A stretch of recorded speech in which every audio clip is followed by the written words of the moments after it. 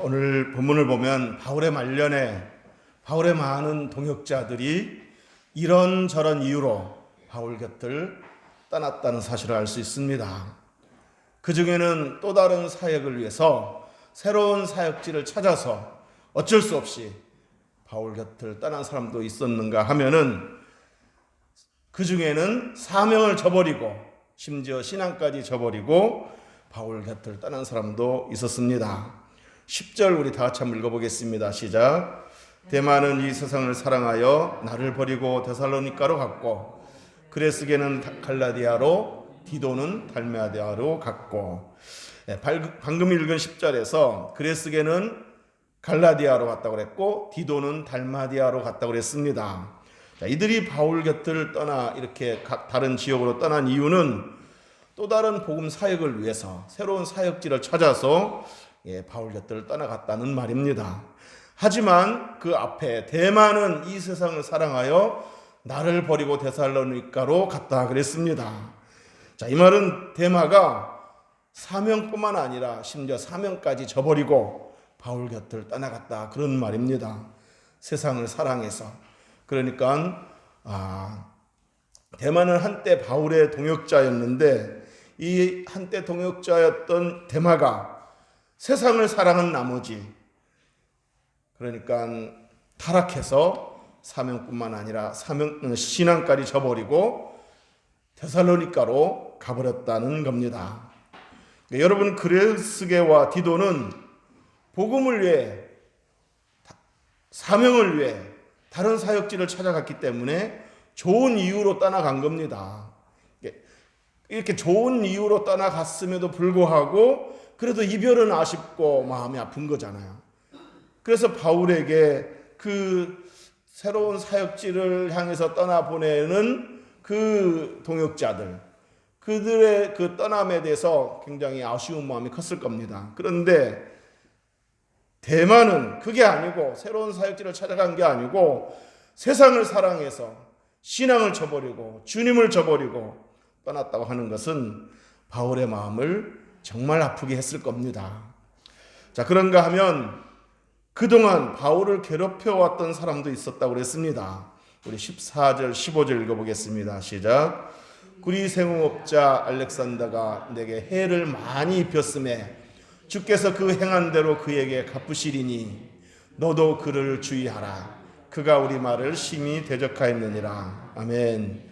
이 구리 세공업자 알렉산더라는 사람이 있었는데 바울을 많이 괴롭혀왔다는 거예요. 바울에게 해를 많이 입혀왔다는 겁니다.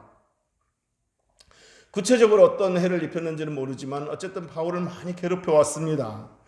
자, 그래서 바울은 디모데에게 디모데야, 이 사람 알렉산더는 너에게도 해를 입힐 수 있으니 너도 이 사람을 주의하라, 조심하라 이렇게 당부까지 했습니다. 그동안 내게 해를 많이 입힌 사람이니 너에게도 해를 입힐 수 있는 사람이다. 그러므로 이 사람을 조심하라 이렇게 당부를 한 겁니다. 자, 이처럼 바울의 말년에 이런저런 이유로 바울 곁을 떠난 사람들이 많았습니다. 11절에 보면 누가만 나와 함께 있다 그랬습니다. 누가는 원래 직업이 의사였기 때문에 바울의 주치의로서 끝까지 바울 곁에 남아서 바울을 섬기고 도왔던 것 같습니다. 자, 이처럼 많은 동역자들이 이런저런 이유로 바울을 떠나갔고 누가만 남았다고 그랬습니다. 그러니 얼마나 바울은 참으로 쓸쓸하고 허전했겠습니까? 외로웠겠습니까? 자, 그래서 바울은 아들과 같은 제자 디모데에게 편지를 보내면서 이렇게 부탁한 겁니다. 9절에서 보면 너는 어서 속히 내게로 오라. 이렇게 말하면서 디모데에게, 아들과 같은 그 제자 디모데에게 자신 있는 곳으로 와 줄 것을 당부했습니다. 여러분, 지금 바울이 있는 곳은 감옥입니다. 로마 감옥입니다. 참고로 지금 갇혀 있는 로마 감옥은 전에 갇혀 있었던 빌립보 감옥과는 다른 그런 곳이어서 빌립보 감옥은 지하 감옥이었지만 이 로마 감옥은 이렇게 셋집입니다. 셋집. 그러니까 집 밖으로 나갈 수 없는 연금 상태, 강금 상태이지 집 안에서는 얼마든지 자유롭게 활동할 수 있고 또 방문하는 사람들 자유롭게 만날 수도 있고 만나서 또 긴 시간 대화도 나눌 수 있는 곳입니다. 자, 그래서 바울은 이 연금 상태에 있으면서 디모데에게 나에게 속히 와달라 하고 당부를 했습니다. 왜 그랬겠습니까?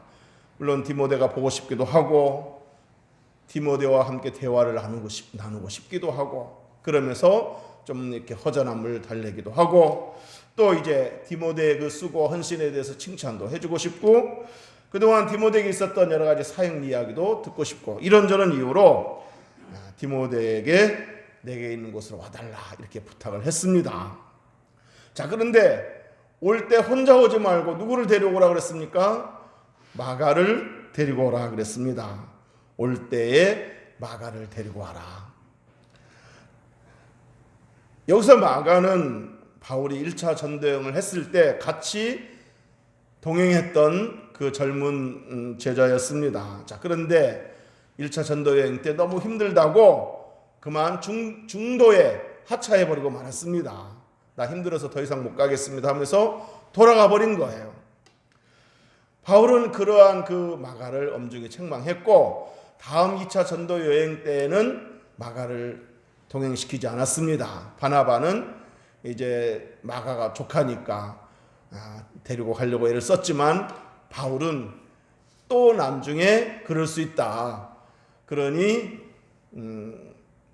개인 감정 때문에 사사로운 감정 때문에 전도 여행에 하나님의 일에 차질을 빚어서는 안 된다. 그래서 마가를 데리고 가지 않았습니다.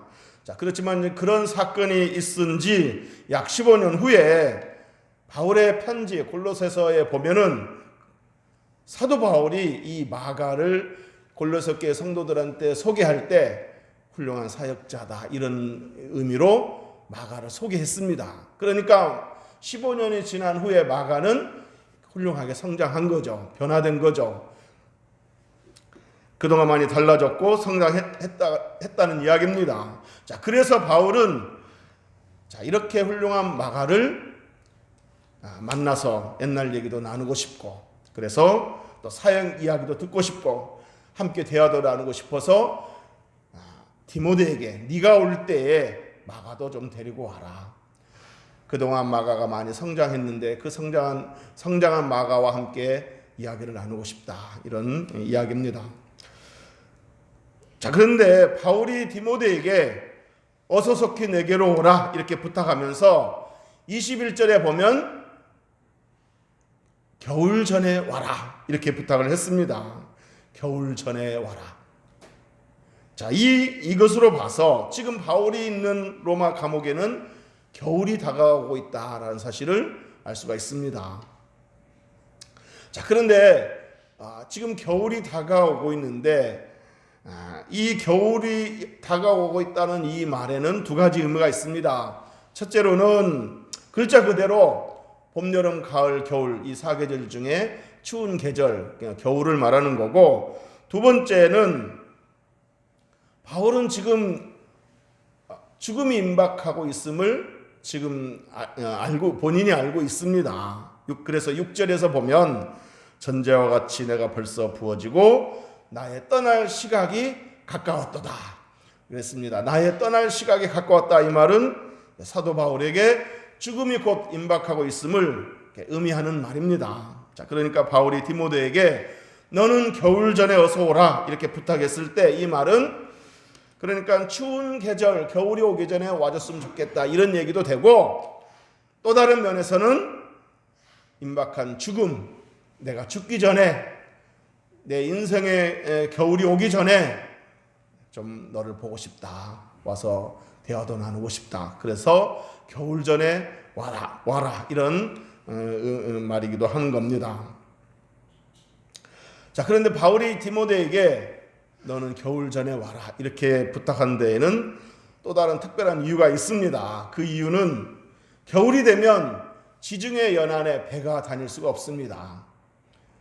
그래서 겨울 전에 도착할 수 있도록 서둘러 출발하라. 그런 의미가 있는 겁니다.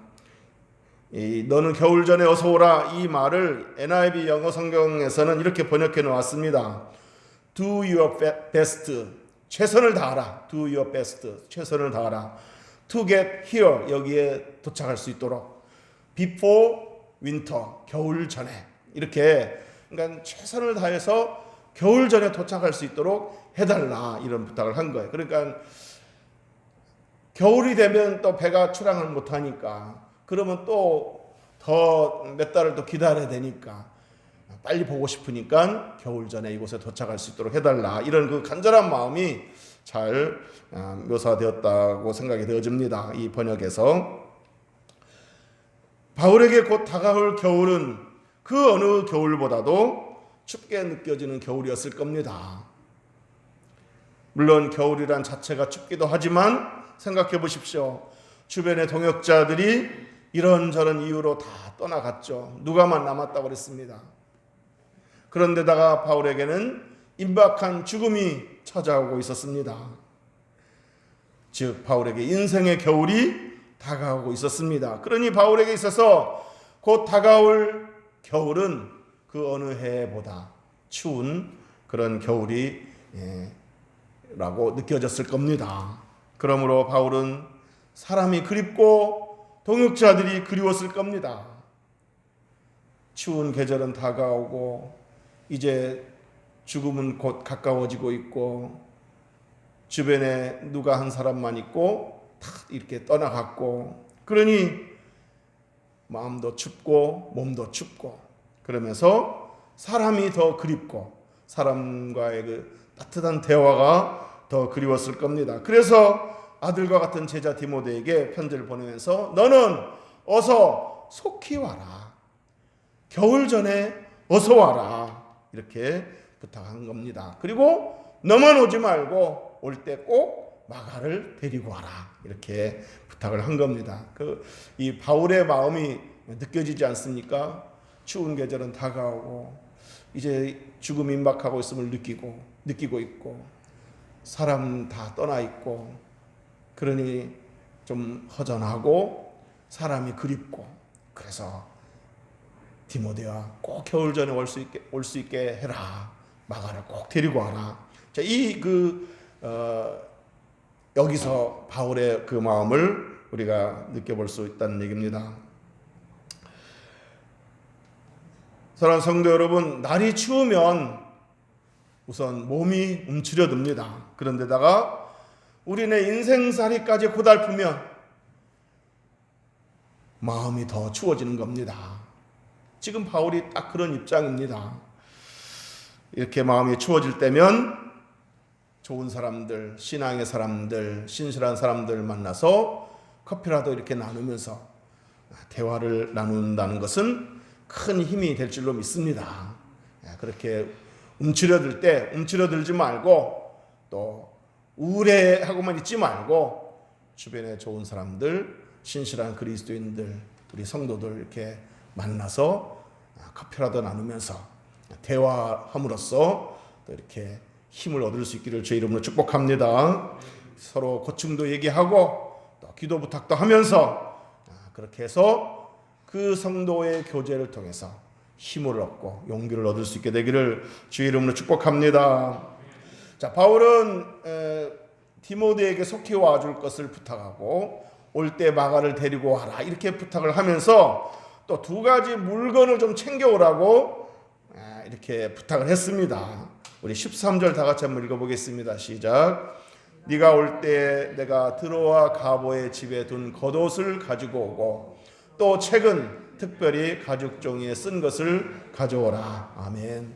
바울은 다가올 겨울을 대비하기 위해서 두 가지를 가지고 오도록 마가에게 부탁을 했는데, 육신을 위해서는 이제 겉옷을 가지고 올 것을 말했고, 영혼을 위해서는 가죽 종이로 쓴 책을 가져오도록 부탁을 했습니다.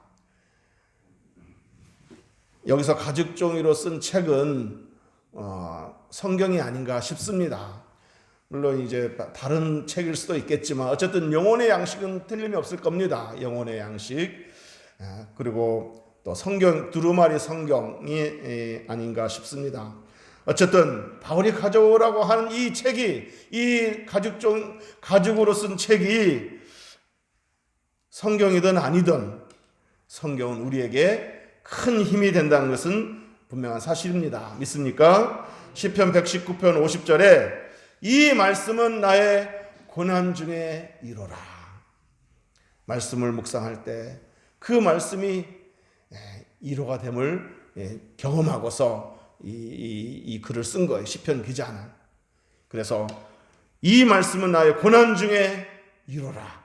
주의 말씀이 나를 살리셨기 때문이니이다. 주의 말씀이 나를 살리셨다 그랬습니다.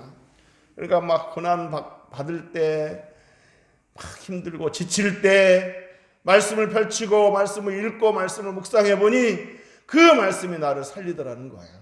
그 말씀이 내 영혼에 힘을 주고 소망을 주고 나에게 생기를 주더라는 겁니다.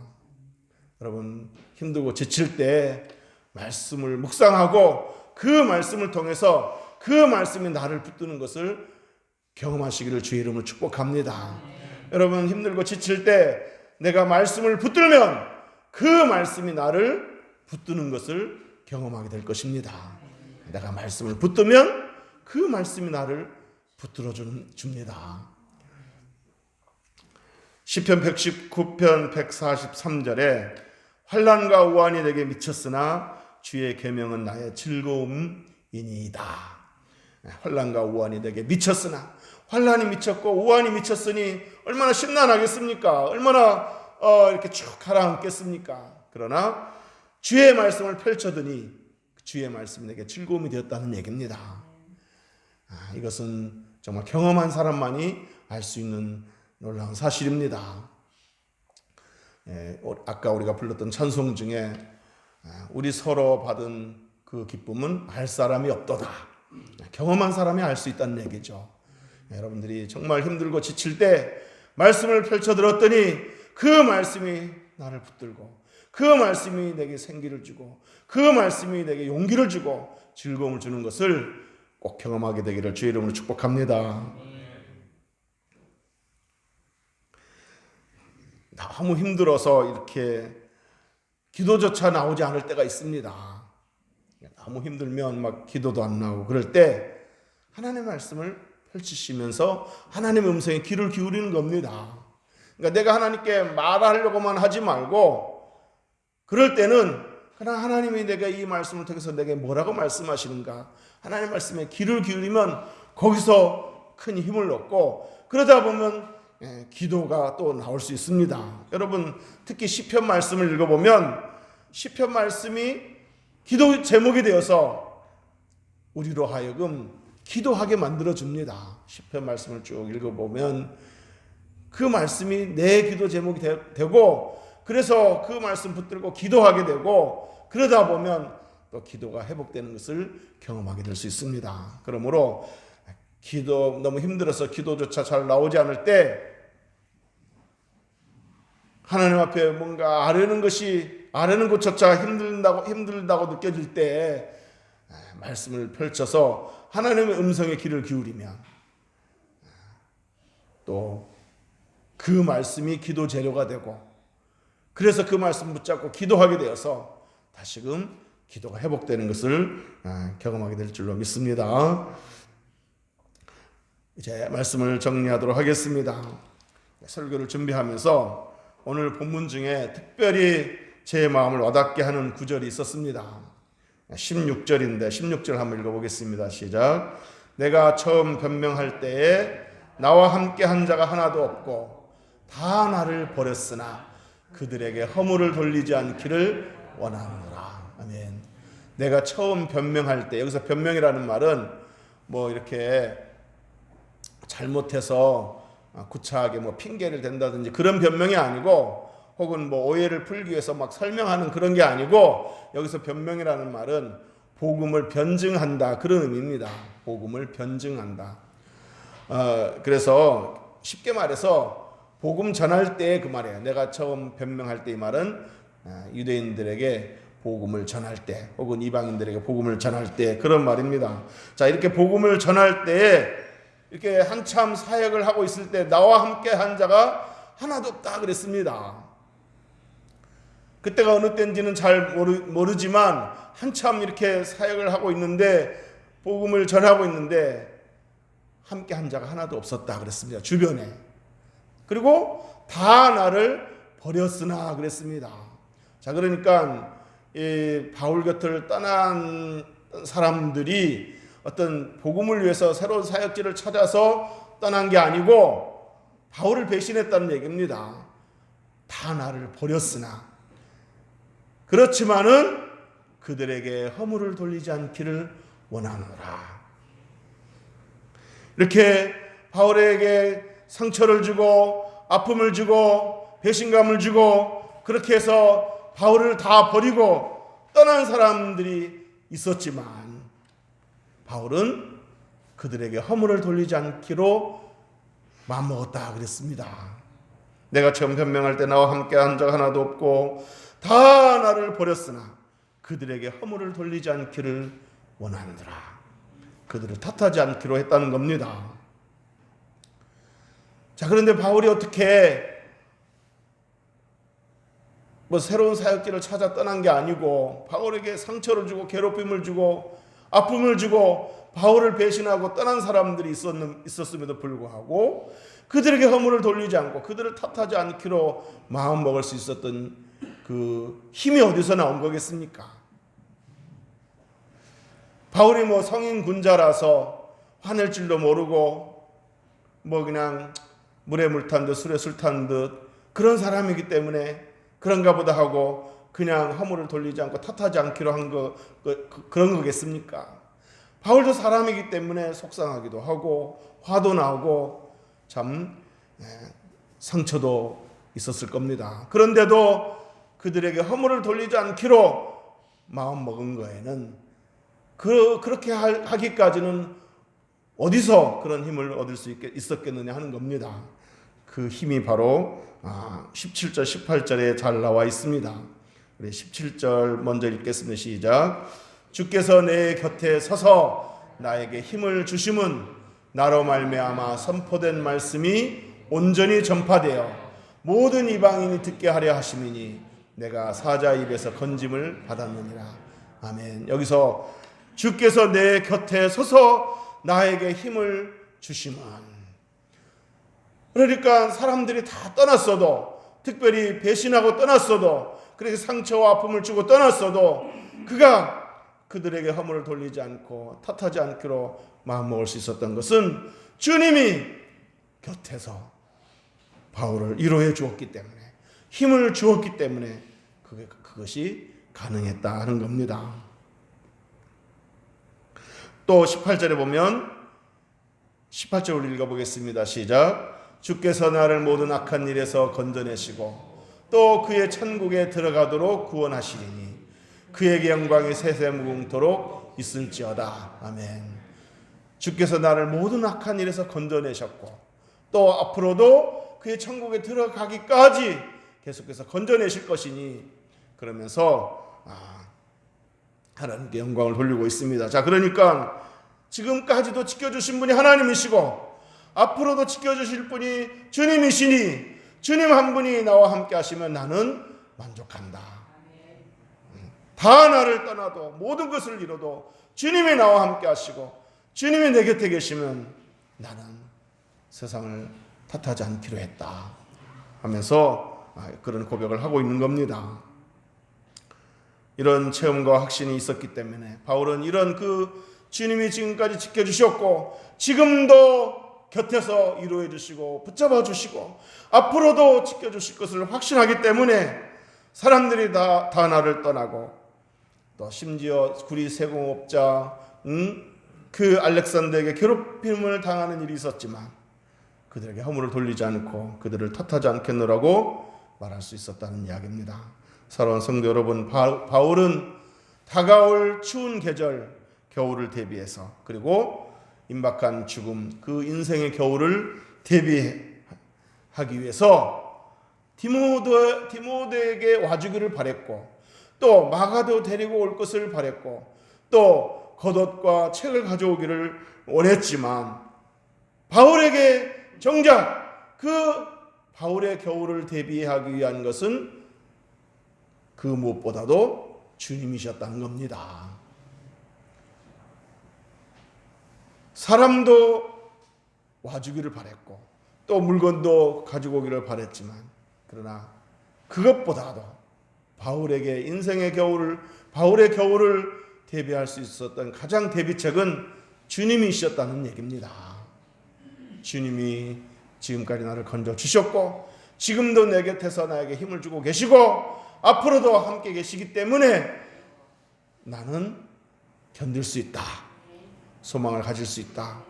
남은 생에 또 이렇게 주어진 길을 걸어갈 수 있다. 그런 고백을 지금 하고 있는 겁니다.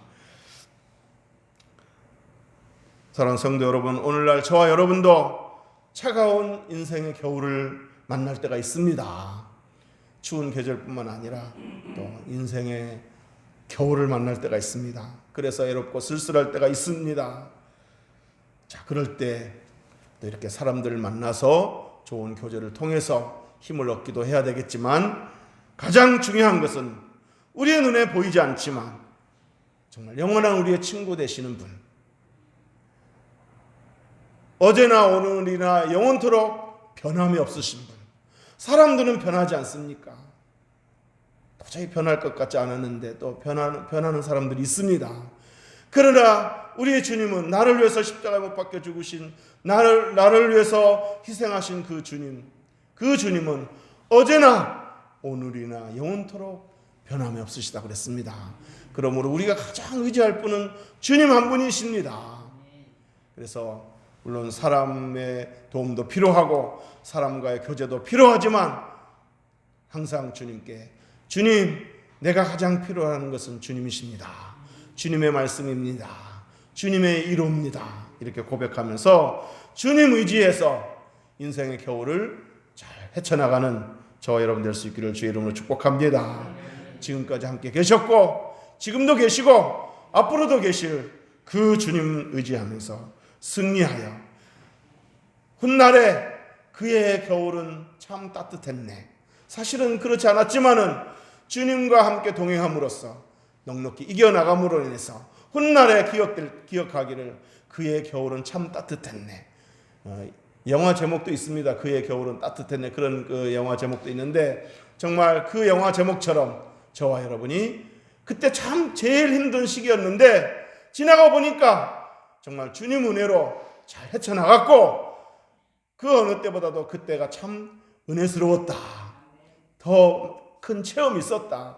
그래서 그의 겨울은 따뜻했네. 이런 고백을 할 수 있게 되기를, 이런 간증을 할 수 있게 되기를 주의 이름으로 축복합니다. 기도하겠습니다.